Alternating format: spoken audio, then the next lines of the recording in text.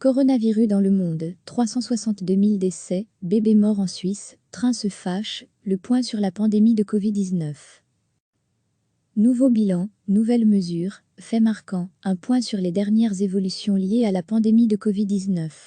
Le président américain Donald Trump a annoncé mettre fin à la relation entre son pays et l'Organisation mondiale de la santé, qu'il accuse depuis le début de la pandémie de se montrer trop indulgente avec Pékin. Nous allons rediriger ces fonds vers d'autres besoins de santé publique urgents et mondiaux qui le méritent, a-t-il dit.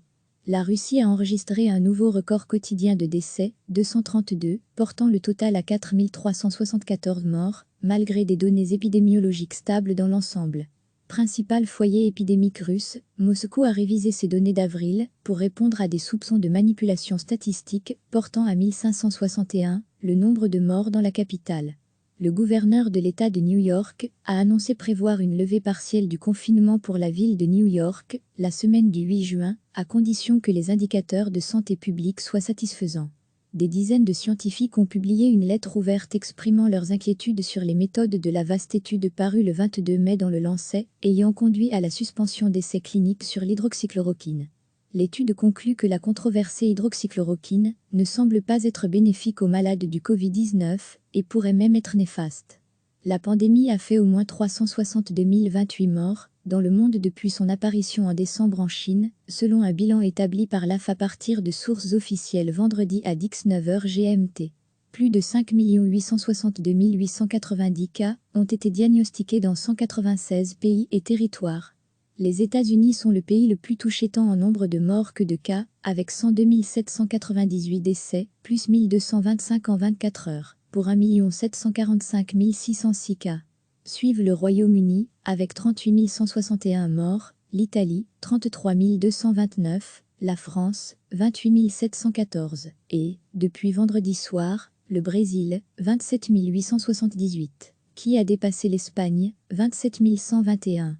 Le géant sud-américain a connu une nouvelle journée à plus d'1 millier de morts, 1124 en 24 heures, et un nombre record de contaminations, avec 26 928 en une journée. L'économie canadienne s'est contractée de 8,2% en rythme annuel au premier trimestre, chute la plus prononcée depuis début 2009.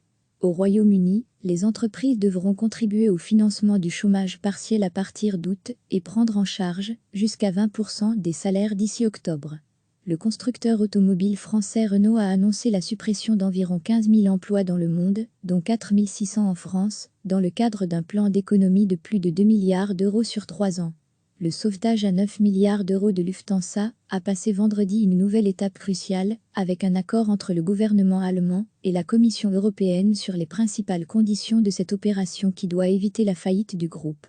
Le gouvernement espagnol a approuvé la création d'un revenu minimum vital pour lutter contre une pauvreté encore aggravée par la crise du coronavirus qui a fait exploser la demande d'aide alimentaire.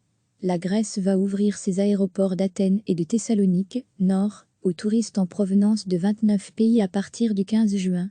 Le Danemark a annoncé l'ouverture à cette date de ses frontières aux ressortissants allemands, norvégiens et islandais, repoussant à la fin de l'été l'entrée des ressortissants des autres pays de l'UE, dont la Suède voisine, et du Royaume-Uni.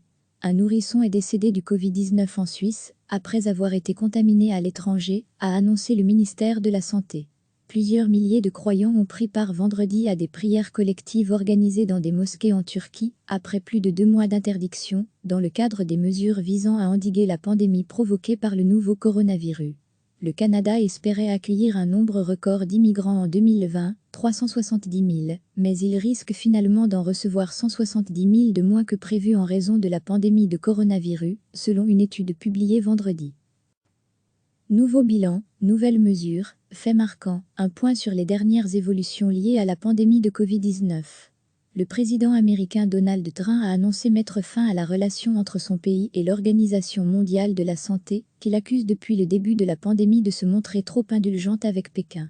Nous allons rediriger ces fonds vers d'autres besoins de santé publique urgents et mondiaux qui le méritent, a-t-il dit.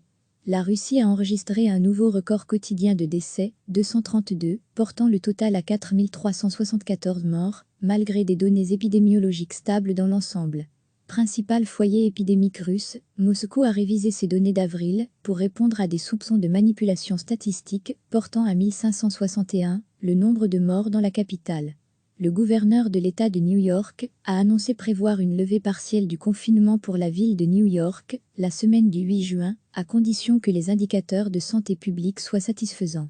Des dizaines de scientifiques ont publié une lettre ouverte exprimant leurs inquiétudes sur les méthodes de la vaste étude parue le 22 mai dans le Lancet, ayant conduit à la suspension d'essais cliniques sur l'hydroxychloroquine. L'étude conclut que la controversée hydroxychloroquine ne semble pas être bénéfique aux malades du Covid-19 et pourrait même être néfaste. La pandémie a fait au moins 362 028 morts dans le monde depuis son apparition en décembre en Chine, selon un bilan établi par l'AF à partir de sources officielles vendredi à 19h GMT. Plus de 5 862 890 cas ont été diagnostiqués dans 196 pays et territoires. Les États-Unis sont le pays le plus touché tant en nombre de morts que de cas, avec 102 798 décès, plus 1225 en 24 heures, pour 1 745 606 cas.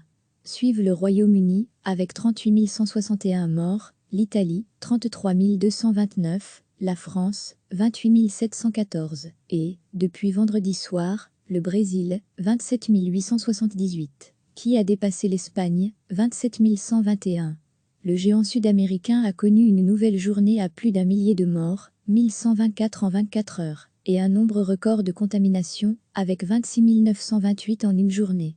L'économie canadienne s'est contractée de 8,2% en rythme annuel au premier trimestre, chute la plus prononcée depuis début 2009.